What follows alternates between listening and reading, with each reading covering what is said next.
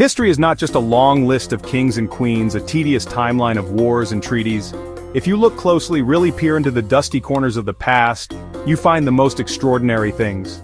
You find stories so strange, so utterly baffling, that you might think someone made them up. But they are all true. These are the moments when reality decided to be a bit more peculiar than fiction.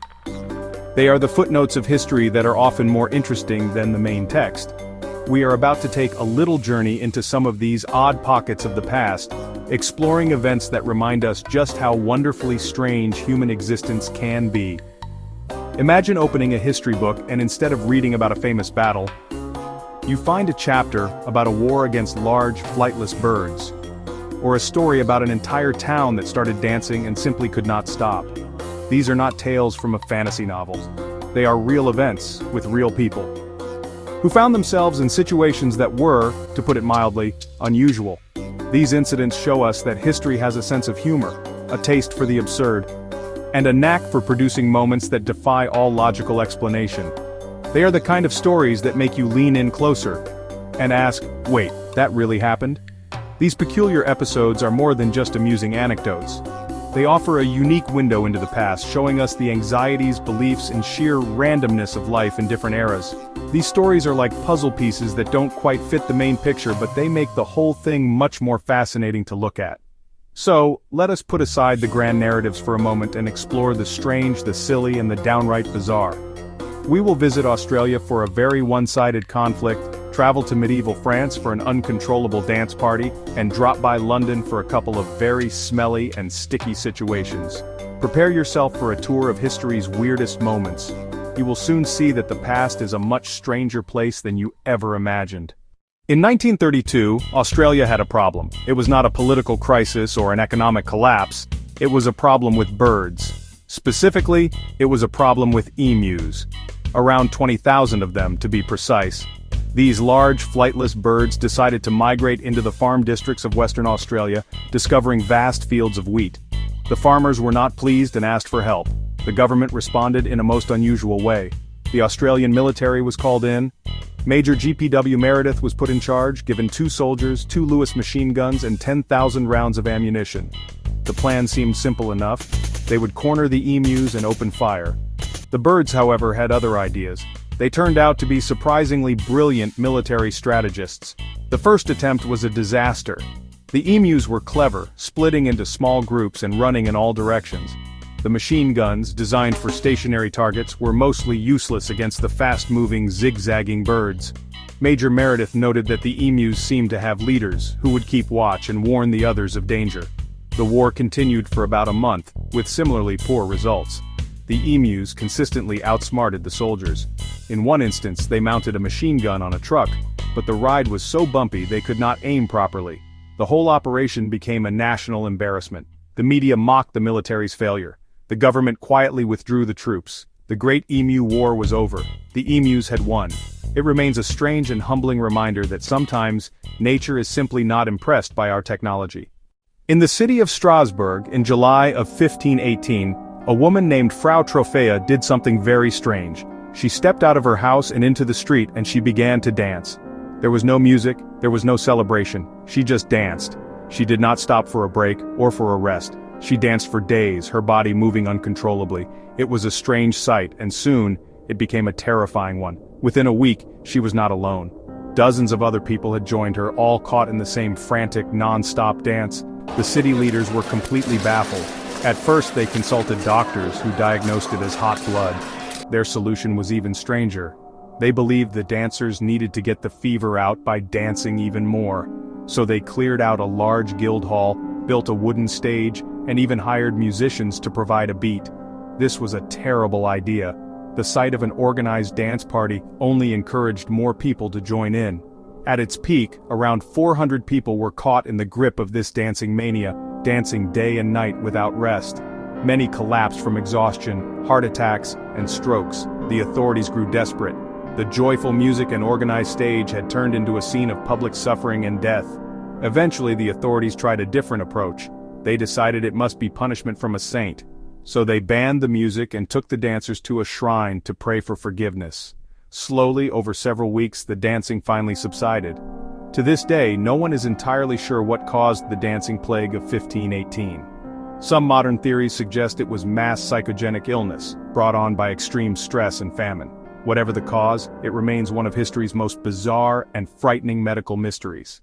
London in the early 19th century was a city of many smells and many dangers, but no one expected one of those dangers to be beer. On October 17, 1814, something went terribly wrong at the Mew & Company brewery. Inside stood enormous wooden vats, some over 22 feet high, filled with thousands of barrels of fermenting porter. That afternoon, one of the rings suddenly snapped. The brewery manager was not too worried. About an hour later, the entire vat burst open with a tremendous explosion, releasing over 135,000 gallons. The force smashed several other vats, creating a chain reaction and releasing an unbelievable amount of liquid. A massive wave of beer, about 15 feet high, crashed out of the brewery and into the surrounding streets. It was headed straight for one of London's poorest neighborhoods, the St. Giles Rookery. The wave smashed into flimsy buildings with incredible force, flooding cellars and collapsing walls. People were caught completely by surprise. 2 houses were completely demolished. In one house, a mother and child were having tea when the wave hit. In the end, 8 people lost their lives.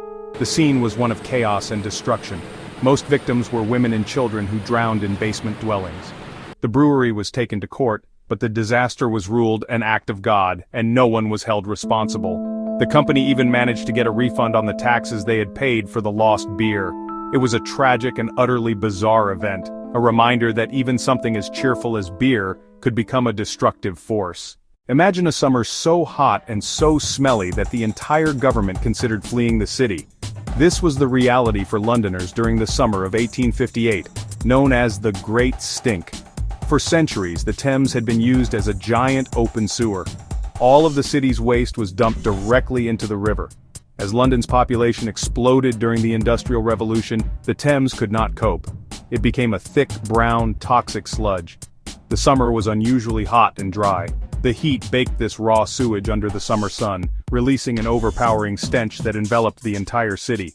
People living near the river would hold handkerchiefs soaked in perfume to their noses whenever they went outside.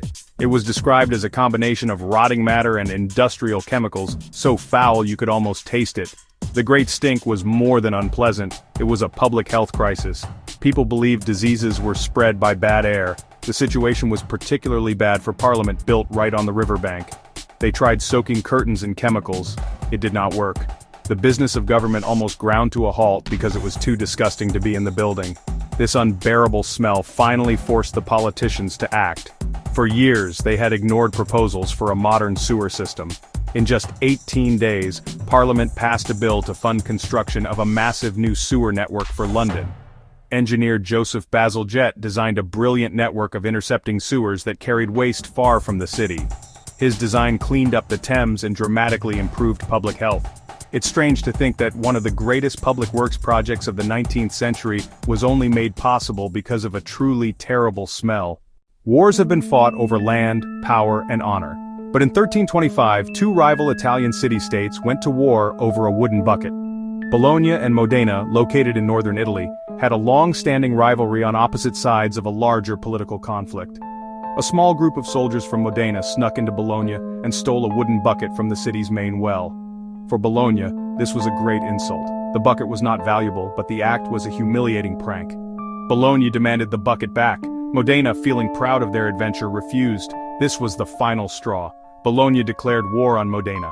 They assembled a massive army of 32,000 and marched on their rival. Modena, with only 7,000 soldiers, met them at the Battle of Zappolino. Despite being heavily outnumbered, Modena fought fiercely and won. The battle was surprisingly bloody.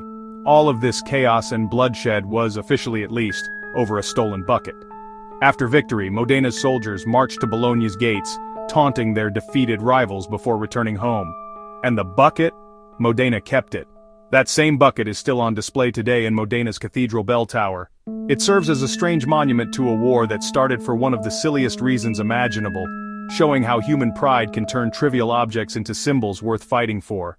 On a small island between the United States and Canada, a single pig nearly started a war between 2 powerful nations.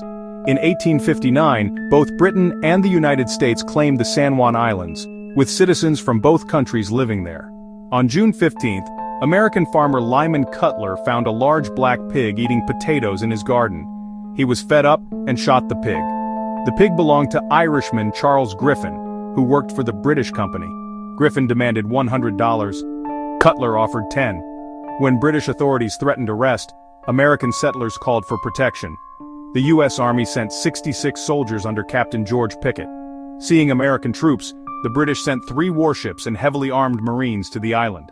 A simple dispute over a dead pig had turned into a full-blown military standoff, with cannons aimed and soldiers at the ready. When news reached Washington and London, officials were horrified and quickly sent orders to stand down. General Winfield Scott arranged a joint military occupation until the border dispute could be settled permanently. The pig war ended without a single shot being fired between the two nations, though one unfortunate pig did lose its life. History is full of strange weather, but perhaps none stranger than what happened in Bath County, Kentucky on March 3, 1876. Mrs. Crouch was outside making soap when she was startled by something falling from the sky. It was not rain, hail, or snow. It was meat. Flakes of fresh red meat about 2 to 4 inches square rained down over a large area from a perfectly clear sky. The couple was confused. They described it as looking like beef, feeling gristly and fatty. A local hunter thought it might be venison. News of the Kentucky meat shower spread quickly. Samples were sent to scientists and it was reported in newspapers nationwide. Several theories emerged. Some thought it was a sign from God. Others had more scientific but equally strange ideas. Scientist Leopold Brandeis examined samples under a microscope and identified lung tissue, muscle tissue, and cartilage. He concluded it was the result of vultures vomiting in unison while flying overhead. Vultures disgorge food when startled. A large group of vultures, having recently feasted, could have been startled and simultaneously regurgitated their meal. It remains an incredibly rare and peculiar event, a day when the weather forecast in Kentucky should have included a chance of meat showers. As we have seen, the past is not always as serious and straightforward as it seems. For every grand battle there is a dancing plague, a war over a bucket.